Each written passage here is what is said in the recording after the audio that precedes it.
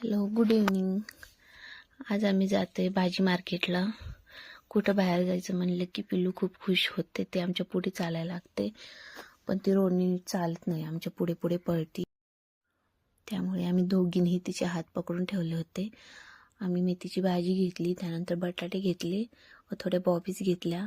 त्यानंतर पाणीपुरी खाल्ली व येताना आईसाठी एक स्वेटर खरेदी केलं. त्यानंतर परत आम्ही घरी आलो. घरी आल्यानंतर पाहिलं घरात खूपच पसारा होता. घर आवरून घेतलं, त्यानंतर भांडी धुवून घेतली व स्वयंपाकाला लागले. आज मी मेथी पराठे व दही व दाल खिचडी बनवलेली. जेवण करून घेतलं.